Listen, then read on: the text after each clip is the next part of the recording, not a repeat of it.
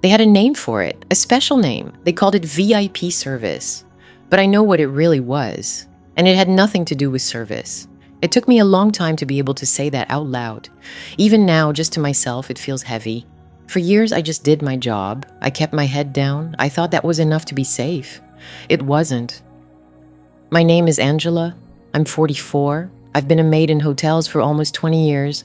It's hard work, but it's steady. I'm good at it. I'm quiet. I'm dependable. I show up on time. I do what's asked, and I go home. That's my whole professional life. You learn to be invisible in this job. You learn not to have an opinion. An opinion can get you fired, and I couldn't afford to get fired. Not then, not ever. This hotel was different from the others. It was high-end, the kind of place where money is just air. People breathe it, they don't think about it. Management was very clear about one thing: the guest is always right, especially the rich ones. They had a list, the VIP list. These weren't just any guests. These were the ones who stayed for months, sometimes years. The ones who spent more in a week than I made in a year. We were told to give them VIP service. When I first heard the term, I thought I knew what it meant. Extra towels, maybe. Knowing what kind of coffee they liked. Simple things. I thought it was about being a good employee. Being professional, that's how they make it sound. Professionalism. His name was Thomas Reed. He was on that list, right at the top. I was assigned to the floor where he had his suite. My supervisor told me he was a long-term resident, a very important person. She told me he specifically requested me. At first I felt, I don't know, proud maybe. It felt like a compliment, like my hard work was being noticed.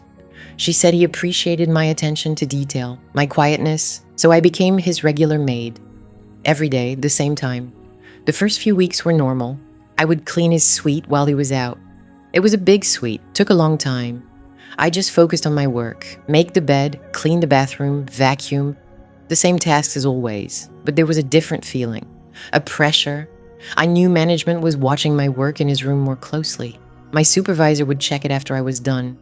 She would remind me again and again that Mr. Reed was not to be disturbed or upset. Any complaint from him was a serious problem. No one ever said what would happen. They didn't have to, we all knew. Then the requests started, the small ones. He started leaving notes for me, not about the cleaning. The first one asked me to go to a specific store and buy a certain brand of bottled water. It wasn't a brand the hotel stocked. I gave the note to my supervisor. I thought that's what I was supposed to do. She just looked at me. She told me to go get the water. She said to put the cost on his room tab. She said it was part of the VIP service, so I did it. I went out during my shift, bought the water and put it in his fridge. It felt strange. My job was to clean the rooms, not run errands all over the city. But I didn't say anything. I didn't want to be seen as difficult. A few days later, another note. That this time, he wanted me to pick up a package for him from a post office. Again, I showed my supervisor. She just nodded. She told me to do it. She reminded me that keeping Mr. Reed happy was a priority. The word she used was priority, not request, not favor. So I went. It took over an hour. It put me behind on my other rooms. I had to work faster, skip my break just to catch up. But nobody cared about that. They only cared that Mr. Reed's package was in his suite when he got back. I started to feel a knot in my stomach when I saw his notes. They were always left on the pillow. Always. The requests became more frequent, more personal. He wanted a specific newspaper, but it had to be from a certain newsstand 3 blocks away. Not the one the hotel provided. He wanted me to organize his books, not just put them on the shelf, but arrange them in a very specific order. He wanted me to check the temperature in his room every hour and write it down in a log. Each time I would hesitate. Each time I would think, this isn't my job, but what could I do? If I said no, I would be the problem. I would be the one not providing VIP service. I tried to talk to my supervisor once. Gently. I just mentioned that the extra tasks were making it hard to finish my other rooms on time. She looked at me like I was complaining about a gift. She told me that other maids would be grateful for the opportunity, that being chosen by a VIP was a sign of trust. She told me to manage my time better. That was the end of that conversation. I knew then that I was on my own. Management wasn't there to support me.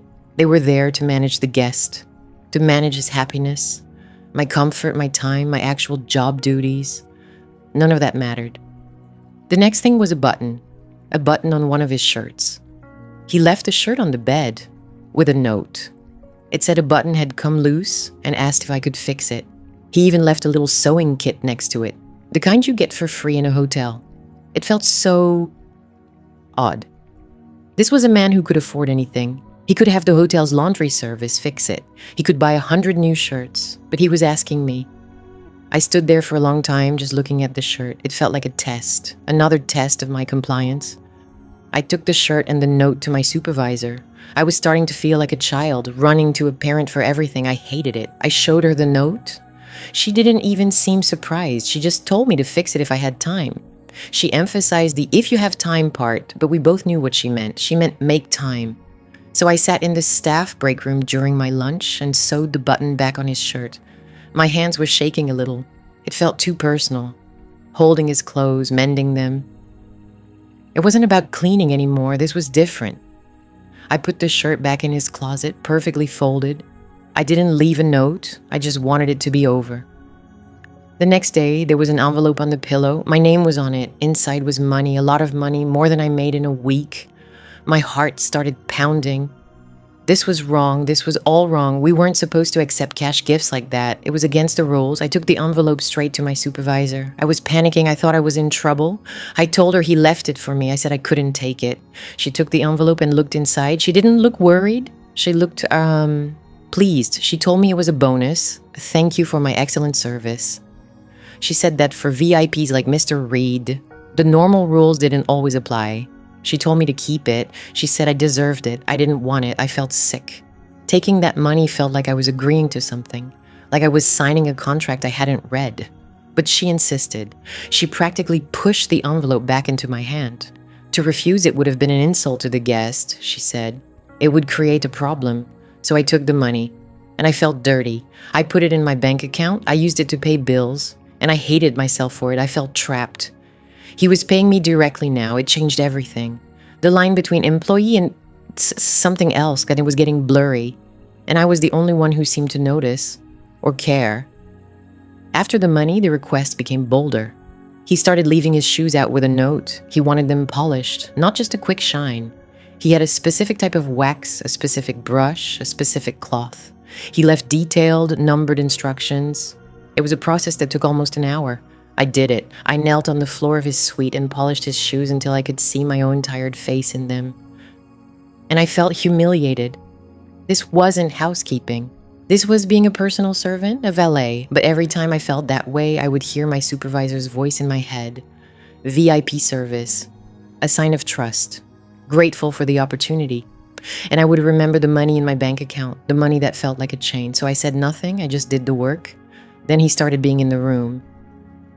Before, he was always gone when I came to clean. It was an unspoken arrangement.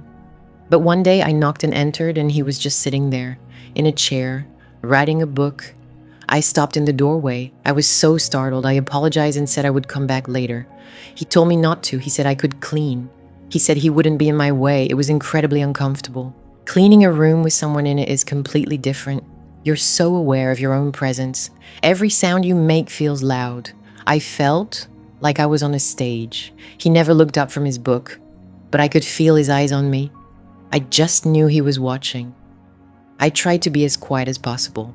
I tried to be invisible. I did my work, my hands trembling slightly. I didn't do a good job. I was too nervous. When I was leaving, I just said a quiet, "Have a good day." He didn't answer. He just turned a page in his book. It started happening more and more often. Maybe 2 or 3 times a week he would be there, just sitting, silent. I never knew when to expect it. Every time I put my key in his door, my stomach would clench. I felt like an intruder in his space, even though I was supposed to be there. He never spoke to me, not a word. But his silence was louder than any conversation. It was a power play. I knew it was. He was making me aware of him. He was making me aware of my position. I was the maid. He was the master of the house. I mentioned it to one of the other maids, Maria. I asked her if she ever had to clean with a guest in the room. She gave me a strange look. She said sometimes, but they usually stay in one room while you clean the other. They don't just sit there and watch. She asked me who the guest was. When I said Mr. Reed, her face changed. She just nodded slowly. She told me to be careful. That was all she said. Be careful. It scared me. It confirmed that feeling I had, that this wasn't normal. Other people saw it, they just didn't talk about it. The next escalation came on my day off. He left a note on a Friday. It said a very important delivery was arriving for him on Saturday. My day off. The note said he couldn't be there to receive it. He asked if I could come in just for an hour or so. He wrote down the time the delivery was expected. I felt a surge of anger. My day off. That was my time. My one day to rest. To be myself, not an employee. This was a line, a huge line. I marched to my supervisor's office with the note in my hand. I was ready to say no. I was ready to fight. I showed her the note. I told her it was my day off. She smiled, a tight corporate smile. She told me not to worry. She would approve the overtime, triple pay for the hours I came in. She presented it like it was a gift, an amazing opportunity. She didn't ask me if I would do it. She told me she would adjust the schedule. My anger just deflated. It was replaced by a feeling of helplessness. How could I say no to triple pay? How could I turn that down when I had bills to pay? It would make me look ungrateful, unprofessional. They knew exactly what they were doing. They were buying my compliance. They were buying my time, my life. So I went in on my day off. I sat in the lobby for almost 2 hours waiting for a package.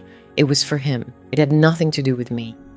But I was the one giving up my weekend. When the package finally arrived, I took it up to his suite. I left it where he could see it, and I felt a deep, quiet resentment. I wasn't an employee anymore. I was a possession. My time belonged to the hotel, and the hotel had sold it to him. After that, the notes started to have comments about me. They were still about tasks, but he would add little things. A note about organizing his desk paper would end with a line about my calm presence. A request to get a specific kind of fruit from a specialty market included a comment that he appreciated my discretion. These weren't compliments. They felt like observations, like a scientist studying a specimen. He was letting me know that he was watching me, not just my work, me. It made my skin crawl. I never showed those notes to my supervisor. What could I say? That a guest was complimenting me? I would sound crazy. I just threw them away as fast as I could. But the words stayed in my head. The feeling of being watched intensified. Even when he wasn't in the room, I felt it. I started to dread going to work. The hotel, which used to feel like a place of steady employment, now felt like a trap. Every morning I would feel sick. I would hope that he had checked out, that he was gone. But he was always there. A permanent fixture, a permanent weight on my life. The next request was the one that made me feel truly violated. He left a note asking me to organize his closet. It wasn't just hanging up shirts. He wanted me to go through everything. His suits, his casual clothes, even his drawers. The note had a diagram. It showed how he wanted his socks folded, how his ties should be arranged by color.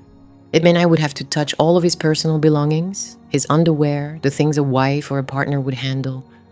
I felt a wave of nausea. I couldn't do it. I just couldn't.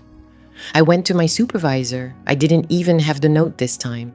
I had left it on his pillow, as if I hadn't seen it. I told her I was not comfortable going through a guest's personal drawers.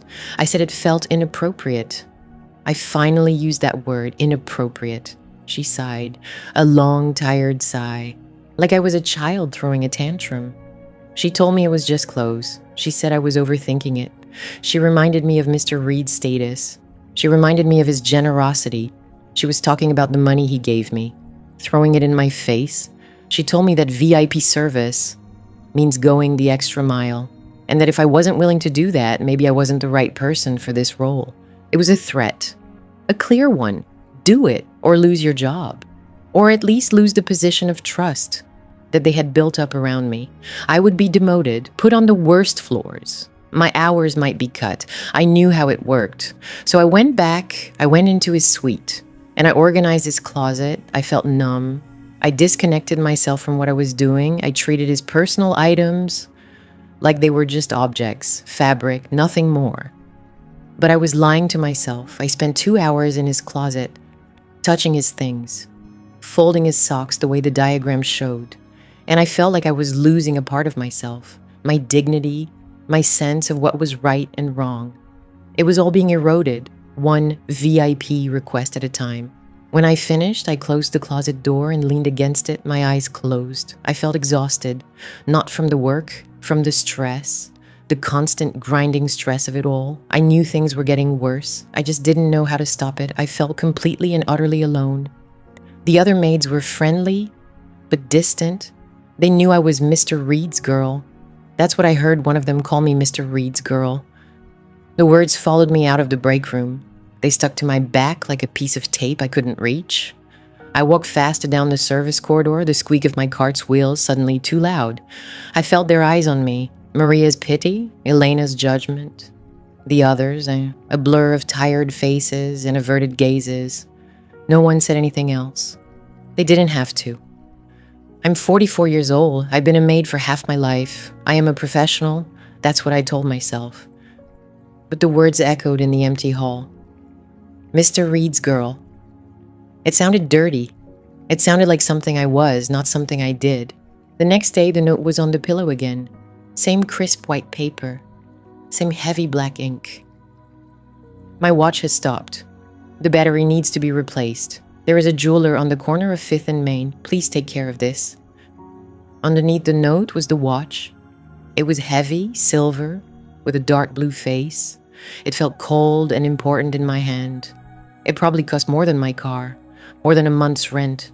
And under the watch, a single, crisp $100 bill for the battery. I stood there, holding the watch. This wasn't cleaning. This wasn't housekeeping. This was a personal errand. An errand for a man I had never heard speak more than 3 words. A man who watched me work. My hands started to shake, just a little. I put the watch and the money in my pocket and finished the suite. I worked on autopilot, wiped the counters, emptied the trash, made the bed, smoothing the sheets until there were no wrinkles. My mind was a blank, a dull, humming blank. When I was done, I went to my supervisor's office. The door was open. She was on the phone laughing. She saw me and waved me in, her smile tight and professional. She finished her call. Angela, is there a problem with Mr. Reed's suite? Her voice was already defensive, already telling me not to start. I took the watch out of my pocket. I laid it on her desk. It gleamed under the fluorescent lights. He wants me to take this to a jeweler, I said. My voice was flat. He left money for a new battery. She looked at the watch, then at me. Her smile was gone. And this isn't my job. The words hung in the air, small, useless. Angela, she said, her tone shifting. It was the one she used for difficult children. We've been over this. Mr. Reed is our most important guest. A guest of his stature requires a certain level of personalized attention. It's the very definition of VIP service. VIP service, there it was again. That phrase that was supposed to make everything okay. He wants me to leave the hotel, I said, to run his errands. It's a 5-minute walk. And you'll be on the clock, of course. Triple time, naturally. For the inconvenience. She picked up the watch, admiring it. He trusts you. He specifically requested you. Do you have any idea what an opportunity this is? He could have asked for anyone. She was framing it as a compliment, a promotion. I felt sick. My shift ends at 4, I said. What if it's not ready? Then you wait. She placed the watch back on the desk and pushed it toward me. It felt like a command. Consider it an extension of your duties, a priority assignment. She was already turning back to her computer screen. I was dismissed, so I took the watch. And I felt dirty. The man at the jewelry shop had thin, greasy hair. He looked at the watch, then at me, then at my uniform. A little smirk played on his lips. He knew I didn't belong there. An hour, he said. I waited on a bench outside. The sun was bright. Cars rushed past. People walked by, living their lives. I felt like I was behind a pane of glass. Separate, invisible. I got the watch back. I paid with Mr. Reed's money. The jeweler gave me the change and a small velvet pouch for the watch. I went back to the hotel, back up to the penthouse suite. My key card felt heavy in my hand. I let myself in. The silence of the room was worse than any noise. I placed the pouch on the nightstand, right next to where the pillow would be. I put the change and the receipt next to it. I backed out of the room. I closed the door so carefully it didn't make a sound. The next day, the note was different. Thank you. Please be in the suite at 6 p.m. I require your assistance with a personal matter. 6 p.m. My shift ended at 4. This was 2 hours of overtime, 2 hours of waiting for him, in his room, alone. My heart hammered against my ribs. A cold dread, thick as mud, filled my stomach. This was wrong. This was not my job. I went to my supervisor. I didn't even knock. I can't, I said, holding out the note. My hand was trembling now, and I couldn't stop it. I can't do this. She took the note, her expression unreadable. She read it once, then twice. Angela. She folded the paper carefully and placed it on her desk. She looked at me, her eyes cold. Let's be very clear. Mr. Reed is paying this hotel a small fortune to live here, and he is paying you a small fortune in bonuses and overtime. He is your only assignment, your only priority. She leaned forward. He has praised your professionalism, your discretion. He told the general manager you were the best employee he has ever encountered. The GM was thrilled. I was thrilled. Her voice dropped, becoming sharp. A weapon. Do not make me look bad, Angela. Do not be ungrateful for this opportunity. Go to the suite at 6. Do whatever he asks. That is your job now. Is that understood? It wasn't a question. It was an order. I didn't answer. I just turned and walked out. The knot in my stomach was so tight I could barely breathe. At 5:30, I took the service elevator to the penthouse floor. I changed out of my uniform and into the plain black slacks and white shirt my supervisor had approved for these special duties. They felt like a costume. At 6 o'clock sharp, I stood outside his door. My hand hovered over the keycard slot. Be careful. Maria's voice. I pushed the thought away. I had no choice. I opened the door and stepped inside. The suite was quiet. The sun was setting, casting long orange shadows across the floor. The air was still. I stood just inside the door, my purse clutched in my hands, waiting. The minutes stretched on. 10 minutes, 20. I didn't move, I didn't touch anything. I just stood there, a statue in his silent, empty room. My gaze drifted over his things, the neat stack of books on the coffee table, the leather briefcase by the desk, a single silver picture frame turned face down. I stared at that frame. The urge to pick it up, to see the picture, was a physical pull. I didn't. At 6:27, I heard the click of a key card in the door. My whole body went stiff. The door opened. Thomas Reed stepped inside. He was wearing a dark suit, his tie loosened. He didn't seem surprised to see me. He didn't seem anything. He closed the door behind him, the sound echoing in the quiet room. He walked past me without a word and set his briefcase on the desk. He took off his suit jacket and draped it over a chair. He turned to face me. My breath was trapped in my chest. He was just a man, but he felt like a mountain, a shadow that filled the entire suite. He reached into his pocket and pulled something out. He walked toward me. I flinched. I couldn't help it. He stopped a few feet away. He held out his hand. In his palm was a small, elegant box wrapped in blue paper with a silver ribbon. He said nothing. He just held it out to me. I stared at the box. I didn't understand. For you, he said. His voice was a low rumble, so quiet I almost didn't hear it. I didn't move. I couldn't. My mind was screaming. Don't take it. Don't take it. He took another step forward. He gently took my hand. My fingers were stiff and cold and placed the box in my palm. His skin was warm. The contact was like an electric shock. I looked from the box up to his face. His eyes were dark, unreadable. He was watching me, waiting for my reaction. Thank you, I whispered. The words felt like ash in my mouth. He gave a small, almost imperceptible nod. Then he turned his back on me and walked over to the window, looking out at the city lights. I was dismissed. I fled. I didn't walk. I fled. Down the hall, into the elevator, my heart pounding so hard it hurt. I didn't breathe until I was outside, in the cool night air. I walked the 7 blocks to my apartment with the box clutched in my hand. It felt like it was burning a hole in my skin. At home, I locked the door behind me. I slid the chain across. I leaned against the door, my body shaking. I put the box on my small kitchen table. It looked wrong there, too fancy, too rich, an invader from another world. I sat and stared at it for a long time. A gift. It wasn't a bonus. It wasn't payment. It was a gift. That was different. It was personal. It meant something I didn't want to understand. Slowly, my fingers trembling, I pulled at the silver ribbon. The paper tore. Inside, nestled on a bed of black velvet, was a silver necklace. It was a simple, delicate chain. From it hung a single, tiny silver key. The box was light in my palm, too light. I didn't open it. I just stood there, my cleaning cart a safe distance away, a useless plastic island in the middle of his vast, quiet room. Mr. Reed watched me. He didn't smile. His face was the same as always, a mask of calm, polite interest. But his eyes were fixed on me, and I felt like an insect pinned to a board.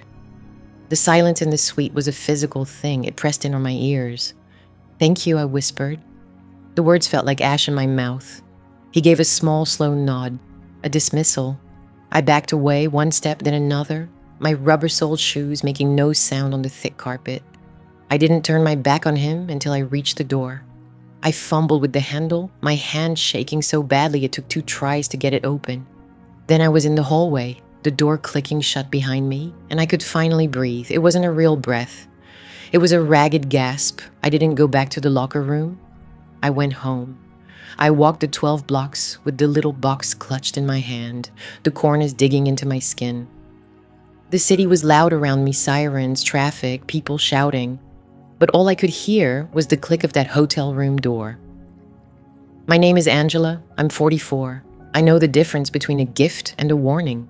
At my kitchen table, under the buzz of the fluorescent light, I finally opened the box. The necklace was delicate, a thin silver chain that looked like it would break if you looked at it too hard. The charm was a key, tiny, ornate, and impossibly detailed. It wasn't a toy, it was real. It was made to open something. I felt sick. A gift from a guest was supposed to be a tip. Cash, left with a thank you note. Something you could spend on groceries or put toward the rent. It was impersonal, clean. This was not clean. This was a claim, a leash. I thought about the way he watched me, the way he had me organize his socks and underwear, his silent presence turning a simple task into a violation. He was testing me, pushing, little by little, to see what I would do, to see what I would allow. I took the necklace out of the box. It was cold against my fingers. I thought about throwing it in the trash. I thought about pawning it, but I couldn't. What if he asked about it? So I took the necklace and I put it in the back of my sock drawer, underneath a pair of thick wool socks I never wore. I pushed the drawer shut, and I felt dirty. The next day, the dread was a hard knot in my stomach. All morning, cleaning other rooms, I thought about the necklace. I thought about the key.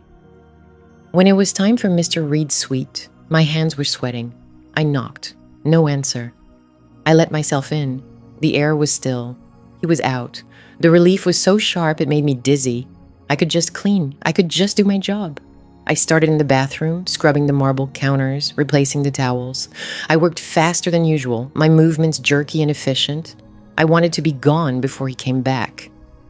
When I entered the bedroom, I saw it, the note, on the pillow, where it always was. My heart hammered against my ribs. I picked it up. The handwriting was the same neat, precise script.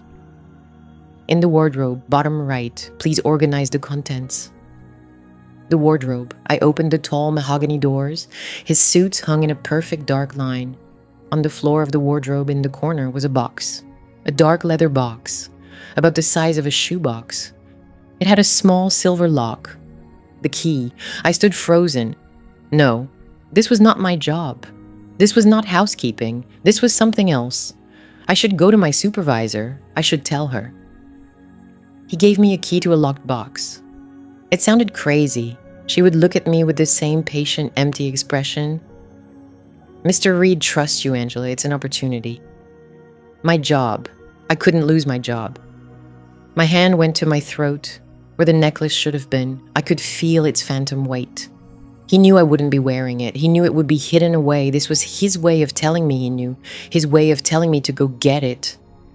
But I couldn't go home. Not in the middle of my shift. I looked around the room, a wild, desperate search. On his nightstand, next to a glass of water, was his wallet and a small silver key ring. There were 2 keys on it. One was a car key. The other was small, very small, a spare. He had left a spare. It was a test, another test. Would I search his personal things to find the key he knew I didn't have? Or was this his version of a convenience? It didn't matter. The result was the same. I had to open the box. My hand trembled as I picked up the little key. It felt identical to the one on the necklace. I walked back to the wardrobe, knelt down, and put the key in the lock. It turned with a soft, expensive click. I lifted the lid. It wasn't papers. It wasn't money. It was a life, or the ghost of one. Inside, nestled on a bed of dark velvet with things. A woman's things, a single pearl earring, a book of matches from a restaurant called the Harbor Grill, a dried flattened gardenia, its petals brown and brittle, and photographs, a thick stack of them held together with a rubber band. I picked them up. They were old, the color faded. A young woman with dark hair and a wide, happy smile. In one, she was on a beach, squinting into the sun. In another, she was laughing, her head thrown back, sitting across from whoever was taking the picture. In a third, she stood beside a man, a younger Mr. Reed. He wasn't smiling, but his arm was around her, and he was looking at her, not the camera. My breath caught. On his desk, across the room, was the picture frame that was always turned face down. I put the photos back in the box. I didn't organize them. I couldn't touch them anymore. I stood up, my knees cracking. I walked to the desk.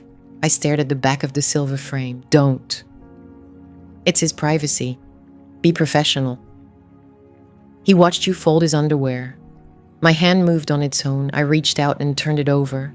It was her, the same woman. A professional portrait this time. She was beautiful. I felt a wave of nausea. Who was she? His wife, his daughter. Where was she now? The box felt like a memorial. Or a collection of trophies. This was wrong. This was sick. I couldn't stay here. I couldn't pretend this was normal. I went back to the box, pulled out one of those smaller candid photos of her on the beach and slipped it into my pocket. I locked the box. I put his key back on the nightstand, exactly as I had found it. I grabbed my cart and left the room. I didn't finish cleaning. My supervisor was in her office, typing on her computer. She looked up when I appeared in the doorway, her smile thin and automatic. "Angela, is there a problem with the penthouse?" I didn't say anything. I walked to her desk, took the photograph from my pocket and laid it face down in front of her. My hand was shaking so hard I could barely let go. "He had me open a locked box," I said. My voice was a croak.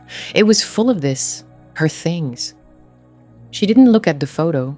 She looked at me. Her eyes were cold. "Did you complete the task Mr. Reed requested?" "The task? To go through some shrine to a dead woman?" "Angela," she said, her voice dropping, becoming sharp and low. "Mr. Reed is our most important guest. His requests are part of the VIP service package he pays for, a service you are paid to provide. It involves a high degree of trust and discretion." She finally picked up the photo. She glanced at it for a second, then slid it back across the desk to me. Her face was a blank wall. "Your job is to provide the service requested, not to pass judgment on a grieving man's personal effects. Your job is most certainly not to remove items from a guest suite. That is theft. That is grounds for immediate termination." The words hit me like stones. Termination. Grieving man. "He gave me a necklace," I whispered, the fight draining out of me. "He appreciates your work," she said, her voice softening, becoming poisonously kind. "It's a sign of his gratitude, a bonus. Now I need you to take this back. Put it where you found it and finish your duties. We don't want to disappoint Mr. Reed, do we?" I stared at her. She was protecting him. She was making me the crazy one. She was making me the criminal. I took the photo. I went back up. The elevator ride felt like a descent into hell. I walked down this silent, empty corridor. My key card trembled in my hand. I let myself into the suite. It felt colder than before. I unlocked the box, my movements stiff and robotic. I put the photo of the smiling woman back with the others. As I went to close the lid, I saw it, something I had missed before. Tucked into a small silk pocket, in the lining of the lid was a piece of paper. Folded into a tiny, perfect square. Another note. With numb fingers, I took it out and unfolded it. The script was the same, the message was different. It wasn't a task, it was a single sentence. "She would have liked you." The paper was thick, expensive. The words were written in a neat, deliberate hand. "She would have liked you." My breath caught in my throat. I read it again and again. The air in the break room turned thick and heavy, like I was breathing in wool. My hands started to shake, the note trembling between my fingers.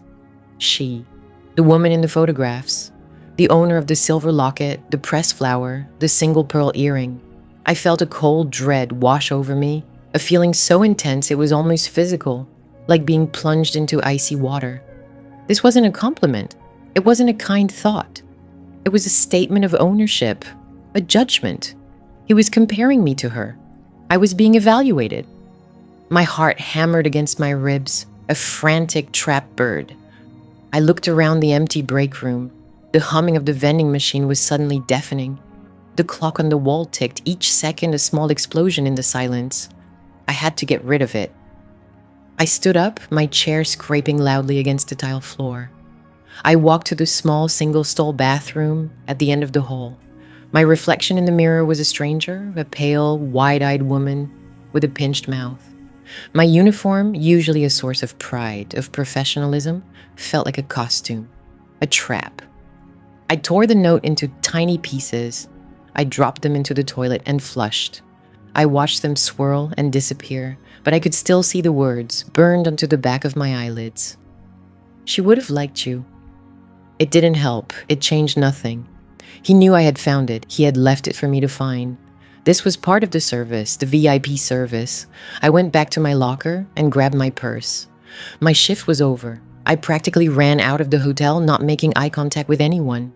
The cool night air hit my face, but it didn't calm the fire in my gut.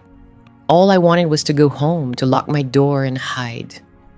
But the thought of my small apartment, of being alone with my thoughts, was terrifying. I saw Maria from housekeeping waiting at the bus stop. She was older, had been here for 20 years. She was quiet, but she saw things. "Maria," I said, my voice hoarse. She looked at me, her expression guarded. "Angela, you okay? You look like you saw a ghost." I almost laughed. A ghost. That's what she was. The woman in the box. "It's the VIP in the penthouse," I whispered. "Mr. Reed." A flicker of something crossed her face. Recognition, fear. She glanced around the empty street as if his name alone could summon him. "Be careful," she said, her voice barely audible. "That one? He is a priority." She said the word like it was a curse. "He leaves things for me, notes, tasks I pushed, desperate for someone, anyone, to validate my fear. There was a box with a woman's things in it, a dead woman, I think."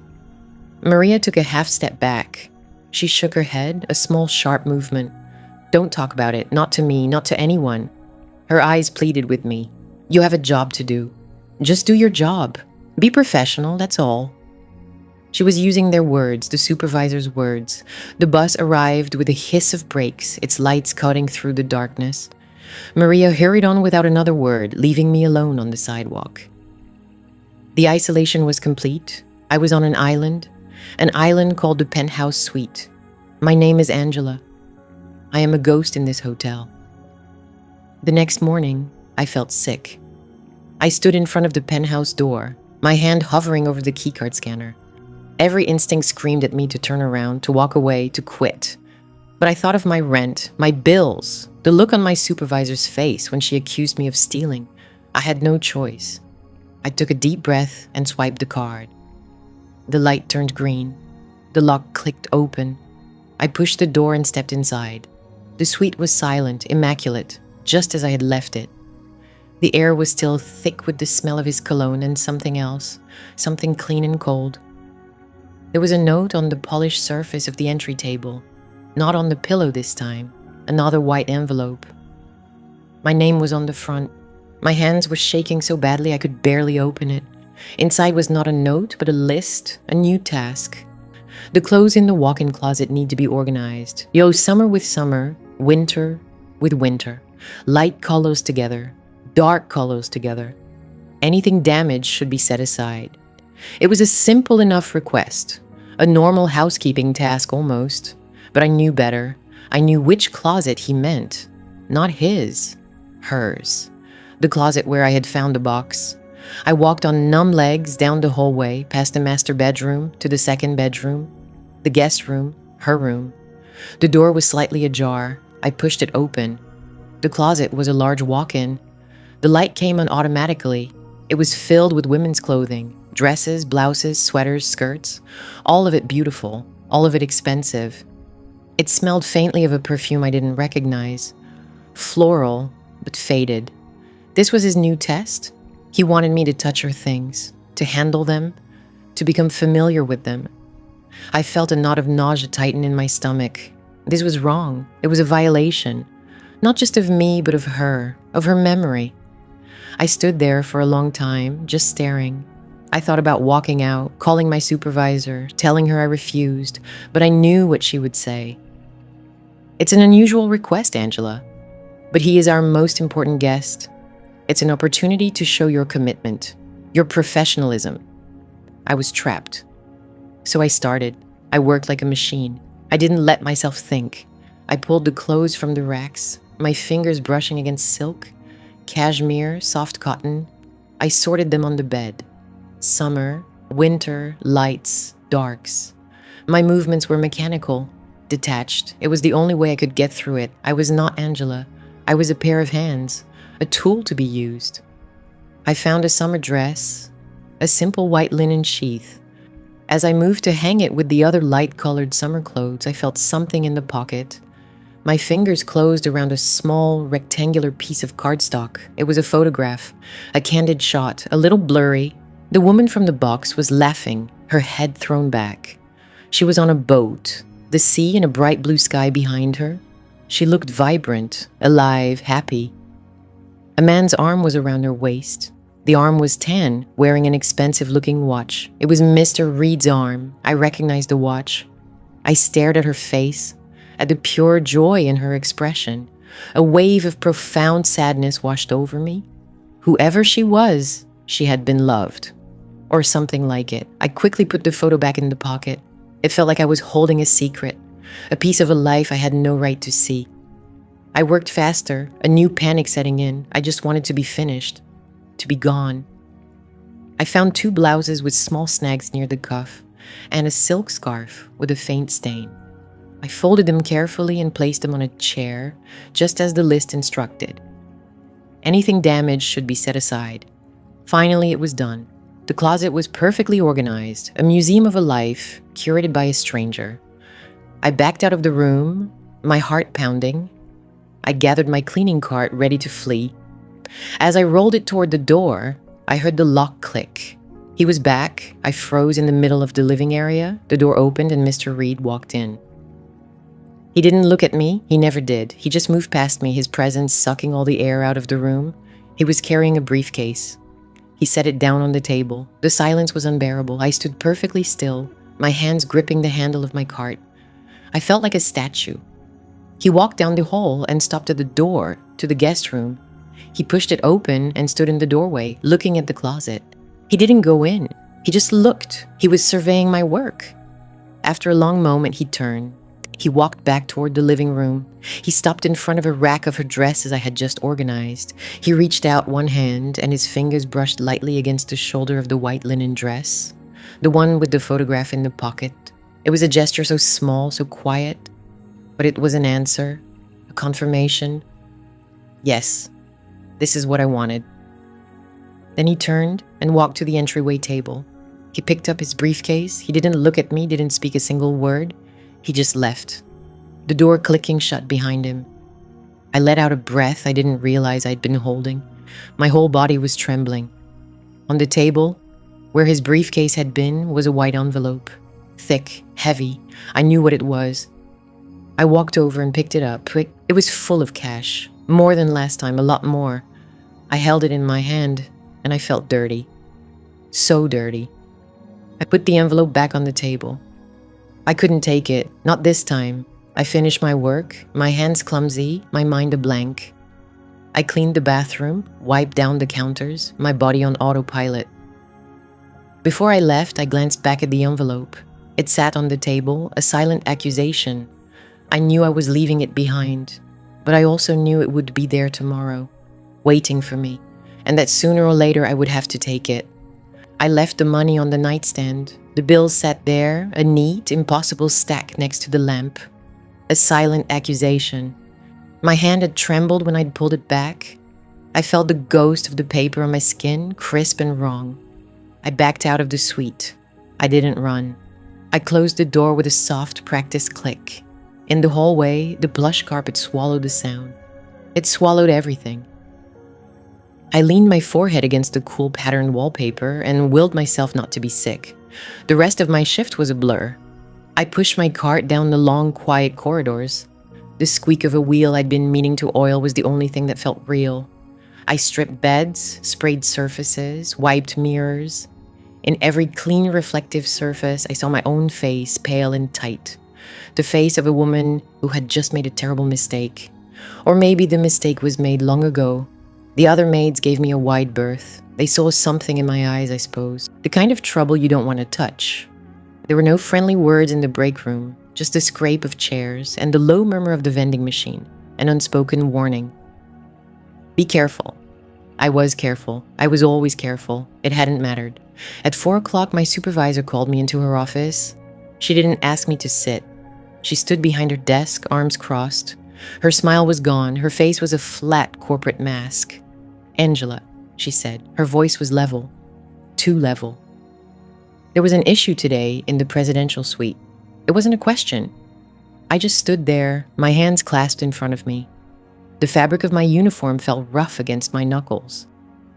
"Mr. Reed informed me that you declined his gratuity." I swallowed. It was too much. I couldn't. "You couldn't," she cut in, her voice sharp now. "Or you wouldn't. There is a difference, Angela. One is a matter of capability. The other is a matter of professionalism." The word hung in the air between us. Professionalism. It sounded like a threat. "He is our most important guest," she continued, her eyes cold and direct. "He is a man who is going through a private, difficult time. The hotel's position is to provide him with whatever he needs to feel comfortable. That is the very definition of VIP service." She let the silence stretch. I could feel my job hanging in that silence. My apartment, the bills I could barely pay as it was. By refusing his gesture, you made him uncomfortable. You embarrassed him, you made it personal. She shook her head, a small disappointed motion. "This isn't about you, Angela. It's about the hotel. It's about ensuring a guest of his stature continues to give us his business. Do you have any idea how much that's worth?" I didn't answer. I just looked at the floor. "He pays for a level of service no one else gets, and you are the one he requested. That is a privilege, an opportunity." She leaned forward slightly. "Do not mistake it for a choice. Next time, you will accept his gratitude, and you will be gracious. Is that understood?" "Yes," I whispered. The word tasted like ash. "Good. We need maids we can count on." It was a dismissal. I turned and walked out, my back rigid. I didn't work for a hotel. I worked for him. The hotel just collected the money. I didn't sleep that night. I kept seeing the box, the woman's face. The key around my neck felt heavy, a dead weight against my skin. I thought about taking it off, throwing it away, but I couldn't. It felt like evidence. Evidence of what I wasn't sure, but I knew I had to keep it. The next morning, I dreaded the walk to his suite. Every step was heavy. I kept thinking about the money. I had to take it. If he offered it again, I had to take it and say thank you. The thought made my stomach clench. I let myself into the suite. The air was still. He wasn't there. I looked at the nightstand first. The stack of cash was gone. A wave of relief washed over me, so strong it made me dizzy. It was over, he understood. Then the relief curdled. It wasn't over. He didn't just give up. This was a game, and he was just changing the rules. I started my routine, stripped the bed, gathered the towels. My movements were automatic. My mind was racing. What would he do next? The silence in the room felt different today. It was waiting. Then I saw it on the pillow, a single small cream-colored envelope. His name wasn't on it. Mine wasn't on it. But I knew who it was from, and I knew who it was for. My hands shook as I picked it up. This felt different from the other notes, heavier. I opened the flap. Inside, there was no request, no list of errands, just a few words in his neat, sharp handwriting. In the closet, on the right, my blood ran cold. The closet. Her things were in the closet. The clothes I had organized, the scent of her perfume trapped in the dark. I stood frozen for a long moment. I could leave. I could pretend I never saw it. I could go to my supervisor and tell her I quit. The thought was a flare of light, bright and hot, and then it was gone. I had $37 in my bank account. I had rent due. I walked to the closet. My hand hesitated on the handle. I pulled it open. Hanging there, separate from his rows of identical dark suits, was a dress. It was deep blue, made of silk that seemed to drink the light. It was simple, elegant, and I knew, with a certainty that made me sick, that it had been hers. It was one of the dresses from the box. I remembered the feel of it. Pinned to the silk was another small folded note. Please, for a moment. No. The word was a scream in my head, but I made no sound. This was not VIP service. This was not a request. This was a violation. He wanted me to wear a dead woman's dress. I looked at the empty room, at the silent phone, at the door. I was alone, but I wasn't. He was everywhere. His presence was in the chair by the window, in the weight of the air, in the silent demand of the note. My supervisor's words echoed in my head. An opportunity, don't make it personal. This was the most personal thing I could imagine. I reached out and touched the fabric. It was cool and smooth, impossibly soft. It felt alive. I thought of the woman in the photographs, her easy smile, her bright eyes. What would she think of this? A stranger touching her clothes, standing in her place. I backed away. I can't. I won't. I turned to leave the closet, to leave the room, to run, but my feet were led. I saw my dingy apartment, the eviction notice taped to the door. I saw myself standing in an unemployment line. I saw the look on my supervisor's face as she told me I was replaceable. We need maids we can count on. So I took the dress off the hanger. It was light in my hands. It smelled faintly of her. Jasmine and something else, something clean. I took off my uniform blouse, my rough polyester pants. I stood there in my underwear in this silent, opulent suite, and I felt like nothing, an object. I slipped the dress over my head. The silk whispered against my skin. It settled over my shoulders, my waist, my hips. It fit. It fit perfectly. I walked to the full-length mirror on the back of the bedroom door, my movements stiff and robotic. I looked. A stranger stared back at me, a woman in a beautiful blue dress. My hair was pulled back in its tight, practical bun. My face was pale, my eyes wide with a horror so deep it felt like it was hollowing me out from the inside. The dress was from another world, a world of cocktail parties and easy laughter. It didn't belong on me. I didn't belong in it. I was a ghost in a dead woman's clothes. I stood there for a second. That stretched into an eternity. Then I heard it, a soft click. The suite door opening. Panic seized me, cold and absolute. He was back. He was going to see me. This is what he wanted. To see me like this. I scrambled, my hands fumbling with the delicate fabric. I pulled the dress over my head, my heart hammering against my ribs. I threw it on the bed and grabbed my uniform, pulling it on with frantic, clumsy movements. I didn't bother with the buttons on my blouse, I just had to be covered. He walked into the bedroom. I froze, my back to him, my hand on the top button of my shirt. He didn't say a word. I could feel his eyes on me. I squeezed my own eyes shut, waiting for him to speak, to yell, to do something. He didn't. After a long, terrible moment, I dared to turn around. He wasn't looking at me. He was looking at the blue dress, pulled on the comforter. His face was unreadable, blank. He walked over to the bed, picked up the dress, and folded it with a slow, deliberate precision. He laid the perfect silk square on the pillow. Then he looked at me. His eyes weren't angry. They weren't anything. It was worse than anger. It was the look of a man confirming a fact. He walked past me and left a new envelope on the nightstand. I knew I shouldn't. I knew I should just leave, but I was trapped. I had to know. As he stood with his back to me, looking out the window at the city below, I picked it up. It wasn't money. It was a photograph. The woman. She was standing on a balcony laughing. The city lights blurred behind her. She was wearing the blue dress. I turned it over. There was writing on the back. His writing.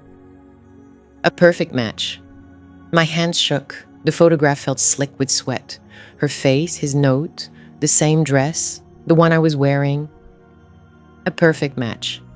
The words weren't a compliment. They were a verdict, a claim. I scrambled out of the dress, my skin crawling. The silk felt like a shroud. I fumbled with the zipper, frantic, needing it off me, needing my own cheap, worn uniform back on, my own skin. I threw the dress onto the bed, a crumpled heap of deep blue. It looked like a body. I had to get out. But the photograph and the note, I couldn't leave them. They were evidence. Evidence of what? I didn't know. But I knew they were meant for me, and I couldn't let them stay in his room. I folded the note, tucked it inside the photograph, and slid the whole thing into the pocket of my uniform. It felt heavy. It felt like a stone. I put the suite back in order with a speed I didn't know I had. My movements were jerky, robotic. I didn't look at the closet. I didn't look at the bed. I just cleaned, wiped, straightened, erased myself from the room. Then I fled. That night, I laid the photograph on my nightstand. The woman in the blue dress stared up at me. Her smile was easy, natural. She belonged in that dress. She belonged in that life. A perfect match. The phrase echoed in my head.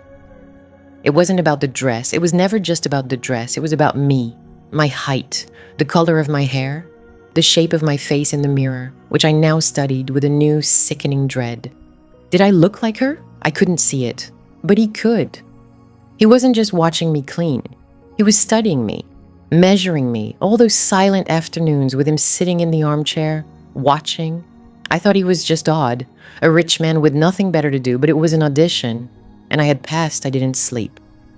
Every time I closed my eyes, I saw him standing in the doorway, the quiet satisfaction on his face, the look that said, I knew it. The next morning, I went to my supervisor. I had to. This was different. This wasn't polishing shoes or buying stationery. This was something else, something twisted. Her office door was open. She was on the phone, nodding, her voice a smooth, professional purr. Absolutely, the comfort of our VIPs is our highest priority. Consider it done. She hung up and saw me standing there. Her smile tightened. Angela, is there a problem with Mr. Reed's suite? There's a problem with Mr. Reed, I said. My voice was a dry whisper. I took out the photograph and the note and laid them on her desk. I watched her face. For a second, just a flicker, something crossed her eyes. Surprise? Annoyance? Then it was gone, replaced by the same placid corporate mask. She picked up the note. Read it. She looked at the picture of the woman, then at me. I see, she said.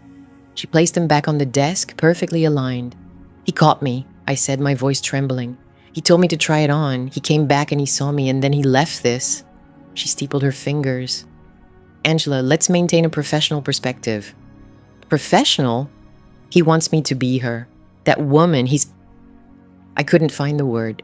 He's a man who has suffered a great loss, she said, her tone patient, like she was explaining something to a child. We've discussed this. He's grieving. This isn't grief. This is sick. He's paying a considerable amount of money to this hotel, and to you I understand. He sees a resemblance. He finds it comforting. He's an eccentric man, but he is our most important guest. Her eyes were cold. There was no help here. He called me a perfect match, I whispered. You don't understand what that felt like. I think he meant it as a compliment, she said, her voice turning sharp. A very generous one. You are providing an invaluable service, Angela. A true VIP service. I would hate for you to jeopardize this opportunity with hysterics. Hysterics. The word hung in the air between us. She was dismissing me, erasing my fear and calling it a tantrum. Don't make this a problem, she said, her voice low and final. She pushed the photograph and the note back toward me. Handle it professionally. I took them. My hand was steady now. The shaking had stopped. A cold, hard calm settled in my stomach. I was alone. I had always been alone in this. I just hadn't wanted to believe it. Walking back to his floor felt like walking to a gallows. My key card was a dead weight in my pocket. The hallway was silent. The air was still. I let myself into the suite. He was there. He was sitting in the armchair by the window, just like always. He didn't have a newspaper or a tablet. He was just sitting, waiting. He watched me enter. His eyes followed me as I pushed my cart into the room. The silence was different today. It wasn't empty anymore. It was full. It was charged with what had happened last night. The pretense was gone. I started my work. I stripped the bed, the blue dress still lying there. I bundled it up with the sheets, not looking at it. I tried to be invisible, a ghost in a uniform, but I could feel his gaze on me. It was a physical weight on my back, on my neck. He wasn't just watching a maid work, he was watching me. I moved to the bathroom. As I polished the chrome faucets, I saw my own reflection, my plain, tired face, my hair pulled back in a tight bun. For the first time, I felt a desperate, protective love for this face. It was mine. I worked for an hour of thick, suffocating silence, an hour of being watched. Finally, he stood up. He walked to the door, pausing with his hand on the handle. I braced myself. He said nothing. He just opened the door and left. The click of the lock was the loudest sound I had ever heard. I let out a breath I didn't know I was holding. My whole body sagged with relief. I finished my task quickly. My hands were my own again. The room was just a room again. It was time to go, but I had to check. The habit was too strong. I walked to the bed, my heart pounding a slow, heavy rhythm against my ribs. I looked at the pillow. It wasn't a note, not this time. It was a thick white envelope. My name wasn't on it. It didn't need to be. I picked it up. It was heavy. I opened the flap. Inside was a stack of $100 bills, more than ever before, far more. Beneath the money was a photograph. Not of the woman.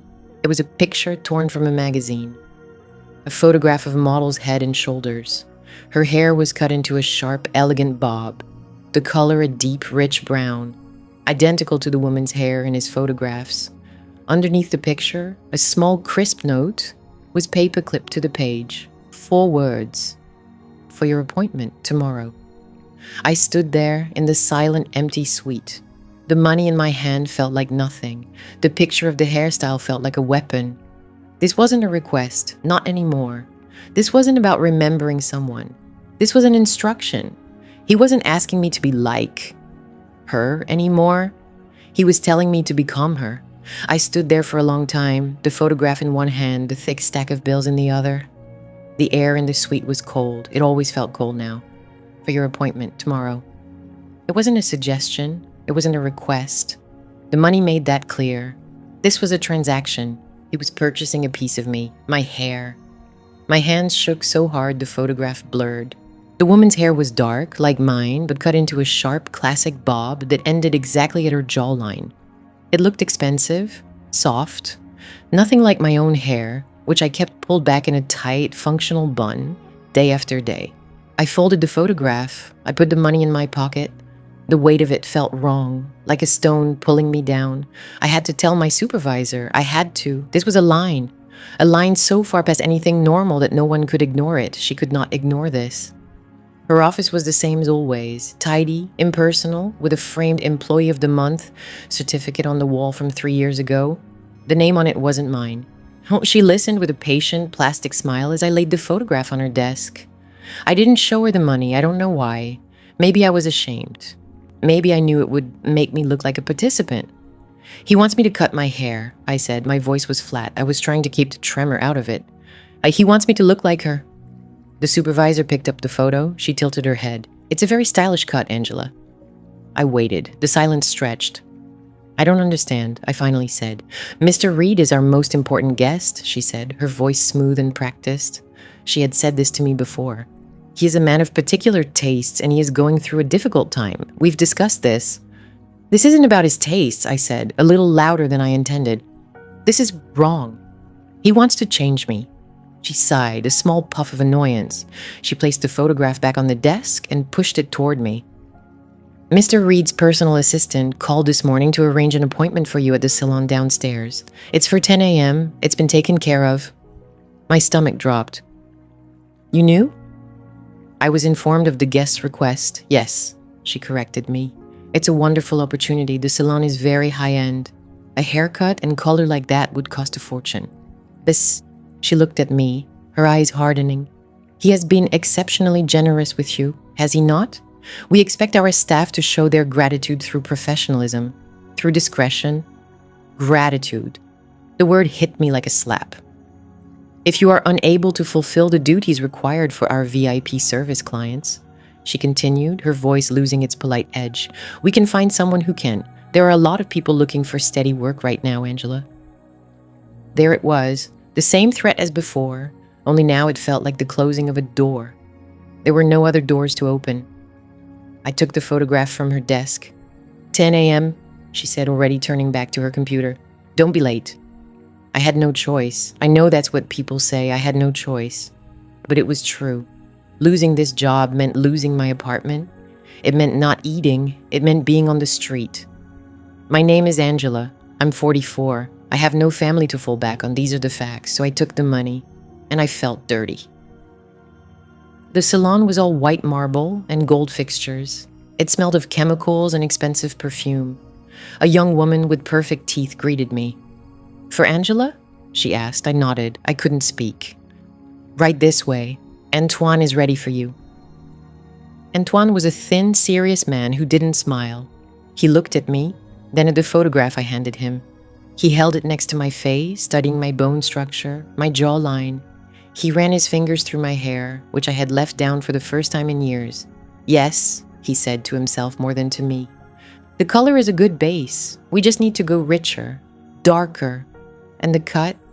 Yes, it will suit you." He thought he was giving me a compliment. They put a heavy black cape over my shoulders. I sat in the chair and stared at my own reflection in the giant mirror. The woman in the mirror looked tired. She looked scared. Her hair was long and unremarkable, pulled back from her face by habit even when it wasn't tied up. It was my hair. I had had it for 44 years. Antoine started with the color. The thick, dark paste felt cold against my scalp. I closed my eyes. I didn't want to watch. I tried to go somewhere else in my head, to a memory of a day at the beach with my mother, a long, long time ago. The sun on my face, the sound of the waves, but the chemical smell was too strong. It pulled me back to the chair. When he was done with the color and began to wash it out, I felt a sense of panic. It was the last time this hair would be long, the last time it would be mine. Then came the scissors. Snip. A long lock of dark, wet hair fell onto the cape. My hair. Snip, snip. I watched in the mirror, my face numb. It felt like I was watching a stranger. Piece by piece, my hair fell away. The long strands I had tucked behind my ears 1,000 times. The weight I had gathered into a bun every morning before work. It was all falling to the floor, getting swept into a pile by a silent assistant. Antoine worked with intense focus. He was an artist, a professional. He was just doing his job. He turned the chair away from the mirror to use the blow dryer. The hot air was a strange comfort. When he was done, he spun the chair back around. And I saw her. The woman from the photograph was staring back at me.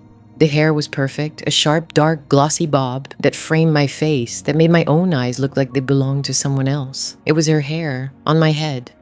I raised a hand to touch it. It was soft, so soft. It wasn't my hair. "Perfect," Antoine said with a small, satisfied smile. He had done his job well. I looked at my reflection. It wasn't my face anymore. It was just a face. A perfect match.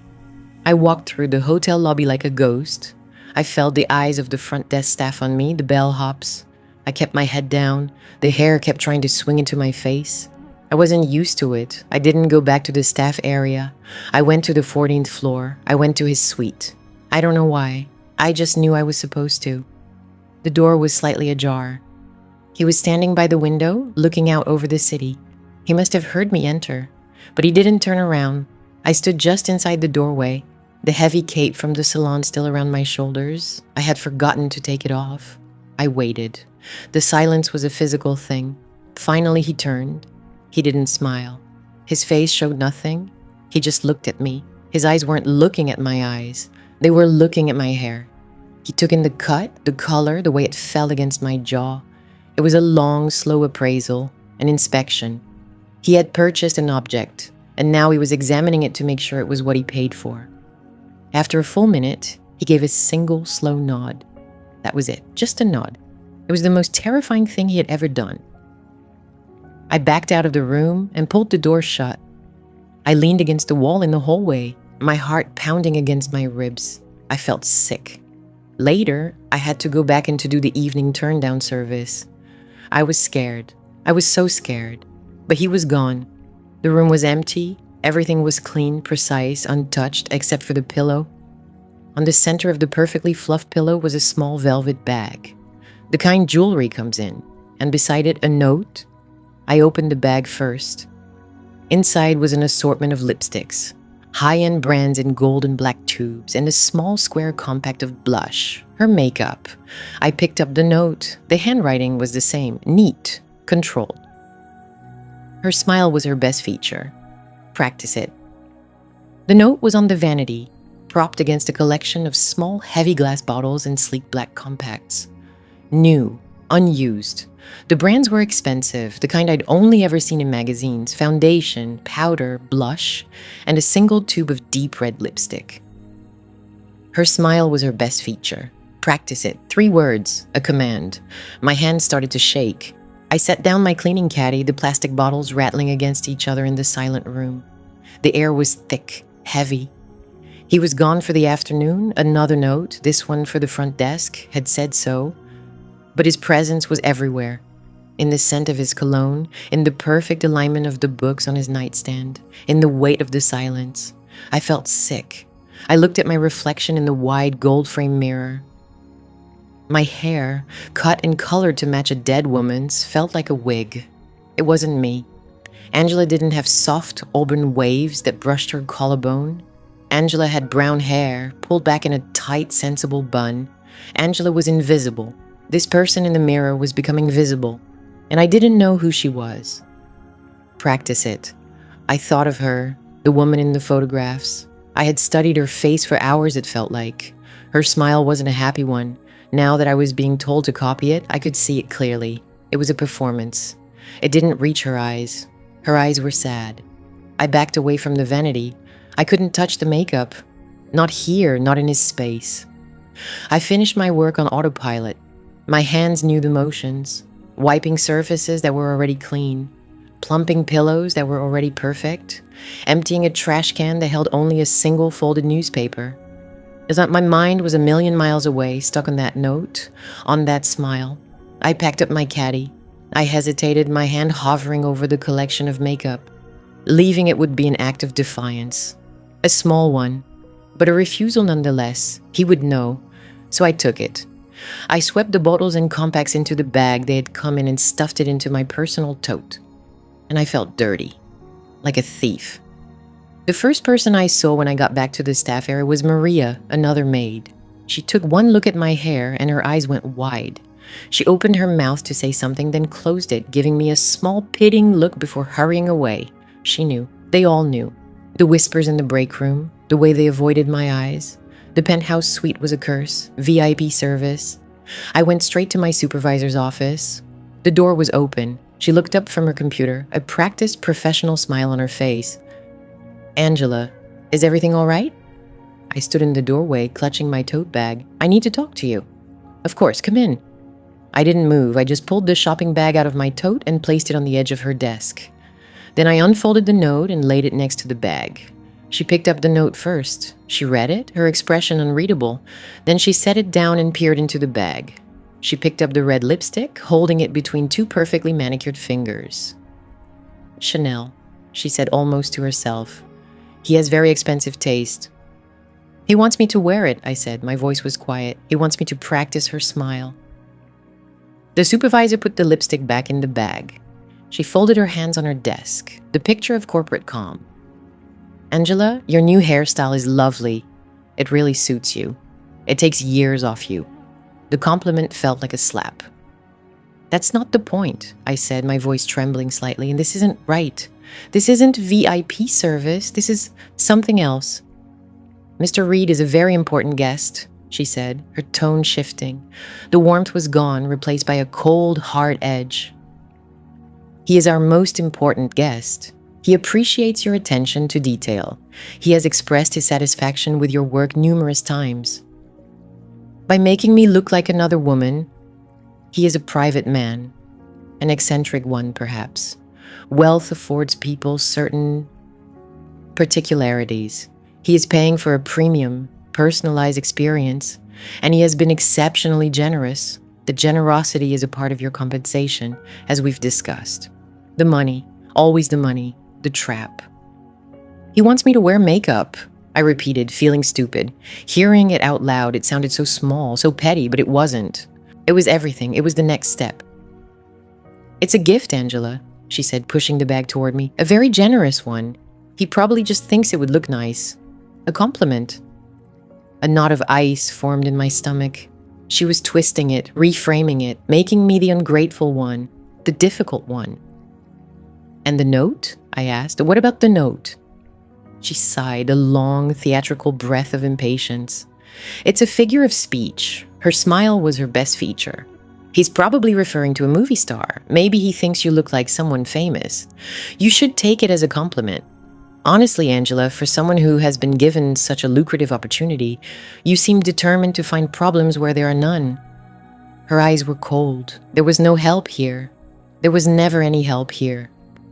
You are the face of this hotel for him, she finished. I expect you to maintain the highest level of professionalism. Do we understand each other? It wasn't a question. It was a threat.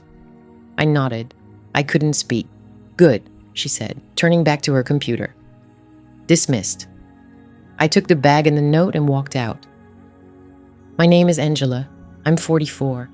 When I got home, I went into my small bathroom and looked at myself in the mirror. The face looking back at me was tired, scared. The haircut he'd forced on me looked strange and wrong in the harsh light of my apartment.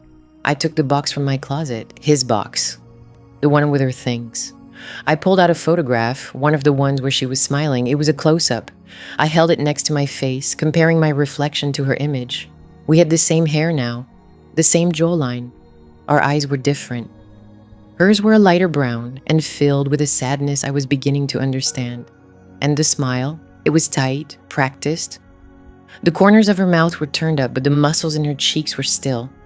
It was the smile of someone posing for a camera when they wanted to be crying. The smile of someone who was pretending. I put the photo down on the counter. I opened the makeup. The foundation was cool against my skin. I smoothed it on, covering my own complexion, my sunspots, the little lines around my eyes. I dusted my face with the fine, silky powder. I opened the lipstick. It smelled waxy and sweet like perfume. My hand was shaking as I brought it to my lips. I carefully traced their outline, filling them in with the deep blood red color. It was a color I would never choose, a color for someone else. I looked in the mirror. The woman staring back was not me. She was a ghost, a half-finished painting. All that was missing was the smile. I took a deep breath. I thought of my supervisor's cold eyes. I thought of the bills on my kitchen table. I thought of the silence in that penthouse suite, the feeling of being watched. What choice did I have? I looked at the photograph, then back at my reflection. I pulled the corners of my mouth up.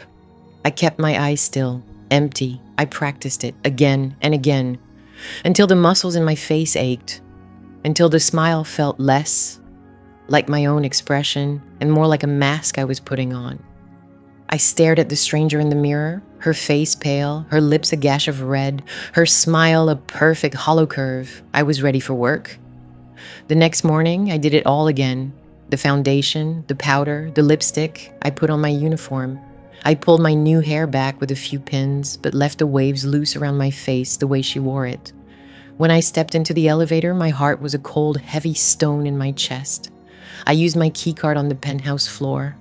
The suite was silent when I entered. I pushed my cart in front of me, the squeak of its wheels unnervingly loud. Then I saw him. He wasn't gone. He was sitting in the armchair by the window, his back to the door, looking out over the city. He must have heard me come in. Slowly, deliberately, he turned his head. His eyes met mine. They scanned my face, taking in the hair, the makeup, the red lips. He didn't speak. He didn't have to. His expression was blank, but I saw something flicker in the depths of his eyes, a flicker of approval, of ownership.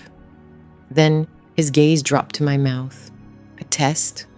My own smile felt brittle, like it would shatter if I held it for too long. But I held it. I stood there, in my uniform with a dead woman's face, and I smiled. I smiled for him. The smile stayed. It wasn't mine. It was a mask I put on in the locker room every morning, right after the makeup. I would look in the small cracked mirror, the one taped to the inside of my locker door. And I would find her, the woman from the pictures. Her hair, now my hair. Her lips painted in a shade I would never choose. Her smile, hollow. I practiced it. The curve of the mouth without the light in the eyes. Mr. Reed liked it. He would nod just once when he saw me. A small, sharp gesture of approval. That was all. Then he would leave for the day, and I would be left alone in his silent suite with her ghost. The work changed, or maybe the work disappeared. For 3 days, the routine was the same. I would arrive. I would have the hair, the makeup, the smile. He would be sitting in his armchair, dressed in a perfect suit, watching the door. He would see me. He would nod. He would stand up and leave without a word. I would clean. I would dust surfaces that were already clean. I would plump pillows that were already plumped. I was a maid. That was my job. It was the only thing that felt real anymore. The scent of the polish, the weight of the vacuum, it was my armor. On the 4th day, the note was on the pillow. The familiar heavy cream paper, his sharp black ink. Don't clean today. That was it, just those 3 words.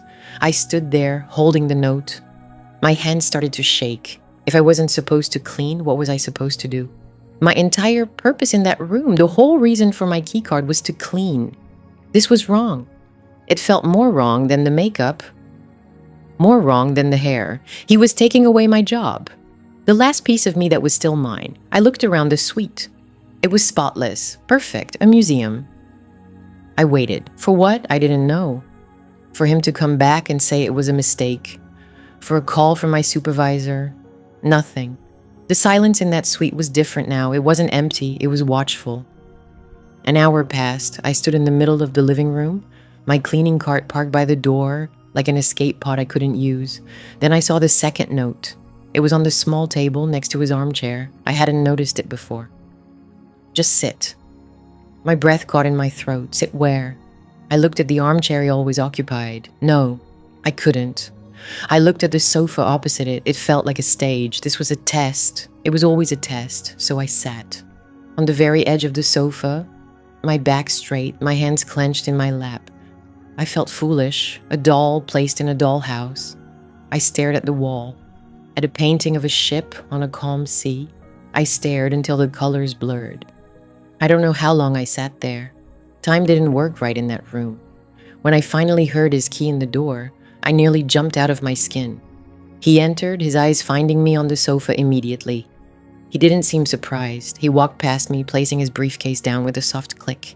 He looked at me, sitting there. He gave the small, sharp nod. The smile was still on my face. I could feel it cracking. The next day, the note was there again. Don't clean. Sit. And beside it, a teacup. A delicate thing, white with a thin gold rim. It was old. Then there was a tiny, barely there chip on the lip. The note underneath it said, her favorite, hold it. My stomach turned. This was hers, the dead woman's. I imagined her hands holding this cup, her lips touching this rim. I felt sick, but I did it. I left my cart by the door. I sat on the sofa. I picked up the teacup. It was cold. I held it in my hands, my fingers tracing the little chip. I held it for hours. When he came back, he saw me with the cup. He nodded. This became the new VIP service. Every day a new instruction, a new piece of her life forced into mine. One day it was a book left on the coffee table. Poetry. Open it to the bookmark, read the page. I read it silently to myself. It was a poem about lost love. Of course it was. Another day it was a small velvet-lined music box. Wind it. I did. A sad tinkling melody filled the oppressive silence of the suite. It played the same tune over and over until the spring ran down. He wanted me to wind it again when it stopped. He was building her, out of me, piece by piece. I was losing track of myself. In the mornings, I was her. In the evenings, I would go home and scrub my face raw, trying to find Angela underneath. My own clothes felt strange. My own hair, before I pinned it up, felt like a stranger's. I had to talk to my supervisor again. I had to. I found her in her office, staring at a spreadsheet.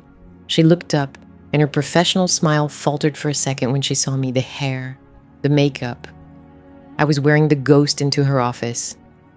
Angela, is there a problem with the VIP service? I stood before her desk. I felt like I was on trial. The requests have changed. My voice was a whisper. He doesn't want me to clean anymore. She raised an eyebrow. Oh? He has me sit in the room. He leaves me things, a teacup, a music box. He has me hold them. The words sounded insane when I said them out loud. Her expression didn't change. And you are getting paid for this, correct? Your hours are all accounted for. Yes, but... And is Mr. Reed ever in the room with you when you are performing these duties? No, he leaves. He comes back at the end of the day. So you are in the suite, alone, sitting. Is that right? Yes. All calm. She leaned back in her chair, tapping a pen on her desk. Angela, I have to be honest. This sounds like the easiest job in the hotel. You're being paid your full rate plus overtime to sit in a luxury suite. Most of the staff would kill for an opportunity like that. The word hung in the air. Opportunity. It's not an opportunity, I said, my voice trembling. It's wrong. He's trying to turn me into someone. The woman in the pictures. He's making me into her. My supervisor sighed, a long, weary sound. As if I were the problem. As if my sanity was an inconvenience.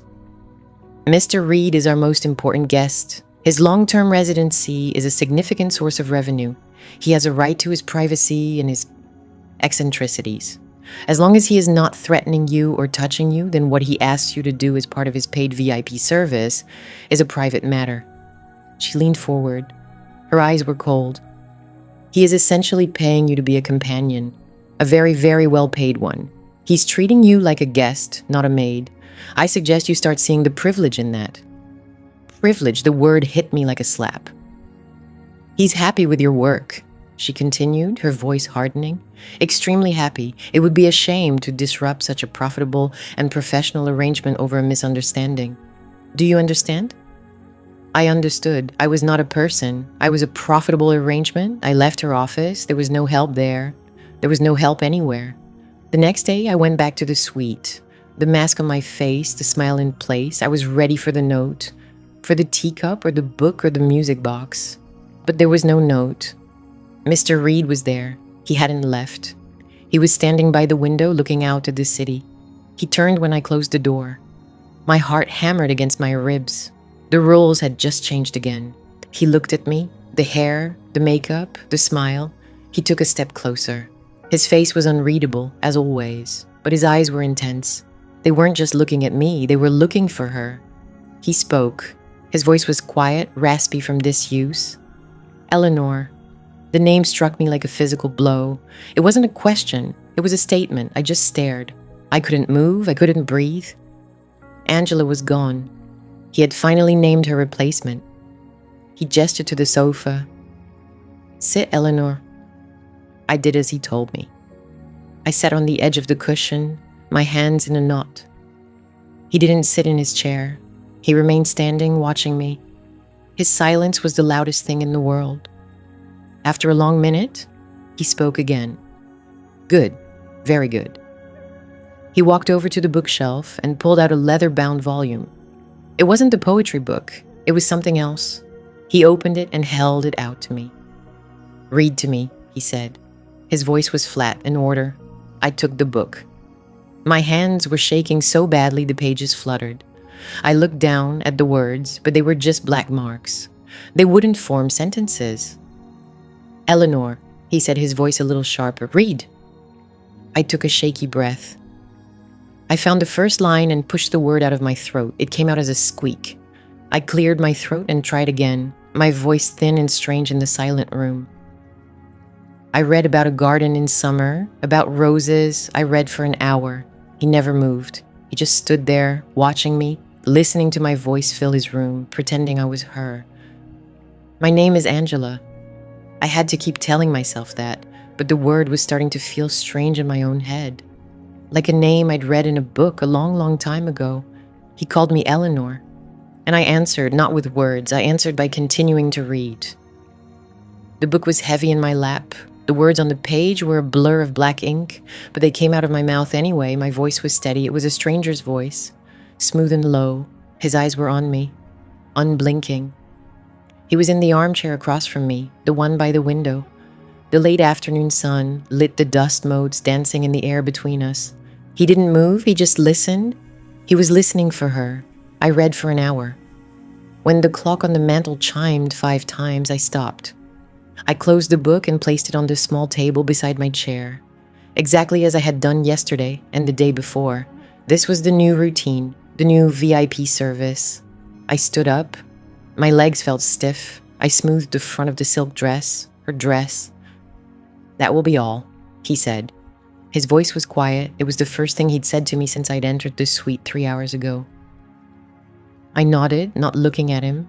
I walked to the bedroom. The money was on the nightstand, $400, folded neatly. I picked it up. My fingers felt numb. I put it in the pocket of the uniform I had folded and left on the valet stand. My old uniform. It felt like it belonged to someone else. I went into the marble bathroom to change. I avoided the mirror. I didn't want to see her face looking back at me. I took off her dress, her shoes. I scrubbed my face until the skin was raw, trying to get the makeup off, trying to find myself underneath. It never worked. When I put my own clothes back on the cheap polyester pants, the worn-out sneakers, they felt wrong. A costume. I left the suite without a word. The long hallway was silent. The plush carpet swallowed the sound of my footsteps. I felt like a spy, a thief, a ghost leaving the scene of the crime. But I was the one who had been robbed. The day settled into a pattern, a rhythm of dread. I would arrive at 3. I would change into her clothes. The blue dress on Monday, the gray skirt on Tuesday. He had a whole wardrobe for her. For me. I would sit in the chair by the fireplace. Sometimes I read to him. Sometimes I just sat there while he played the music box. Its tinny, sad little song filled the vast, quiet room. My only job was to be still, to be seen. He started leaving tasks, a note on the pillow, always on the pillow. Eleanor enjoyed her tea with honey, so I learned to prepare tea. I found the silver tea set in a deep kitchen cabinet. I polished it until it gleamed. I set it out on the coffee table, 1 cup. For her, I never drank it. I just held a warm cup in my hands, the way he showed me with a slight gesture of his own hand. My fingers wrapped around the delicate handle, my pinky extended just so. He would watch me, a flicker of something in his eyes. It wasn't satisfaction. It was something colder. Assessment. Another note. Eleanor liked to watch the rain. So when it rained, I stood at the floor-to-ceiling window, looking down at the tiny wet cars on the street below. I had to stand there for a full hour, unmoving, my arms crossed, just watching. I could feel his gaze on my back, a physical weight. I wondered what he was seeing. Was he remembering her? Or was he burning her image onto me, erasing me completely? Also, the money was always there, sometimes 400, sometimes 5. The price was going up. I kept taking it. I had to. My rent was due. My car needed new brakes. These were the simple, ugly facts of my life. They were the bars of my cage. My name is Angela. I'm 44. I had to repeat it to myself at night, sitting in the dark of my small apartment. I would whisper it into the silence. Angela, Angela, Angela. It was starting to sound like a word I didn't know. One afternoon, things changed. I entered the suite. The air was different, heavier. He wasn't in his usual chair. He was standing at the dining table. The table was set for 2. 2 pristine white plates, 2 sets of polished silver, 2 crystal glasses sparkling under the chandelier. My stomach twisted into a cold, hard knot. There was no note. He just looked at me, then gestured to the chair opposite him. My blood went cold. This was new. This was a test. I walked to the table. My shoes made no sound. I pulled out the chair and sat. My hands were shaking, so I hid them in my lap. I stared at the empty plate in front of me. It was a perfect blank circle, a 0. He sat down. A room service waiter I didn't recognize came in, silent as a shadow. He placed a covered silver platter in the center of the table. He filled Mr. Reed's water glass, then mine. He bowed his head slightly and left. He never once made eye contact with me. Mr. Reed lifted the lid. Steak, asparagus, roasted potatoes. The smell made me feel sick. He served himself. He cut a piece of steak, chewed it slowly, deliberately. The only sounds were the scrape of his knife on the china and the ticking of the clock. He didn't serve me. My plate remained empty. I sat there, my back straight, my hands clenched in my lap. I watched him eat an entire meal. He took his time. He savored every bite.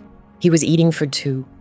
It was the most humiliating hour of my life. I was a prop, a dinner guest who wasn't allowed to eat, a placeholder for the dead.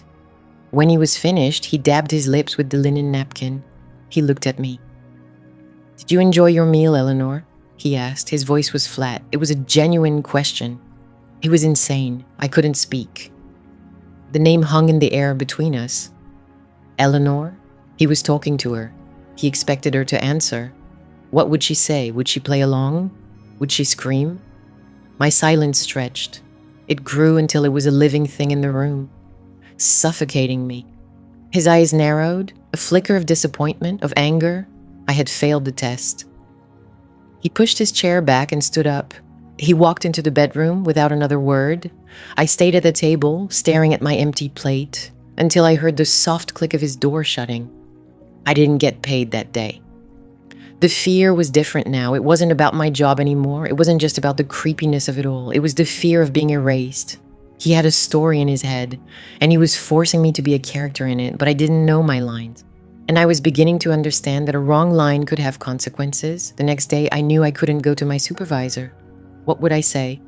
He made me watch him eat. She would laugh. She would tell me to be grateful for the opportunity, for the VIP service. I had to do something. I still had the key, the small silver key on the chain around my neck. I wore it under my uniform. It was the first thing he ever gave me. He told me it opened the box with her things, and it did. But it felt too solid, too important for just one small wooden box. I started looking during my shift when he was in the shower or on a phone call in his study. I would move through the suite like a phantom. My heart hammered against my ribs with every step. I tried the key on the drawers of the nightstands. Nothing. I tried it on a small leather briefcase under his bed. It didn't fit. My time was always short. A few minutes here, a few minutes there. My search was frantic, quiet. I felt like I was defusing a bomb. Then I saw the desk. It was a heavy, dark mahogany desk in the corner of the living room. A piece of furniture I'd always dusted, but never paid much mind to. It had one wide central drawer with a small, ornate lock. It was a lock I'd never noticed before. I waited for my chance. It came on a Thursday. He had a meeting downstairs. He told me to stay in the room. He told me to practice her signature. He'd left a sheet of paper with her name, Eleanor Reed, written over and over in a looping, elegant script. The moment the door closed behind him, I went to the desk. My hands trembled so badly I could barely hold the key. I slid it into the lock. It fit. I held my breath. I turned it. A soft, metallic click. It opened. I pulled the drawer out slowly. It didn't contain letters or jewelry. It contained official documents, bank statements, property deeds, and underneath them, a small dark blue passport. I picked it up. My fingers left damp prints on the cover. I opened it. The picture was of me. It was from a few weeks ago, a candid shot. I was in the suite's hallway, looking tired under the fluorescent lights. I didn't even remember it being taken. My hair was the new color. My face was thinner. It was me, but it was also her. And the name printed in crisp official letters next to the photograph was not Angela. It was Eleanor Reed.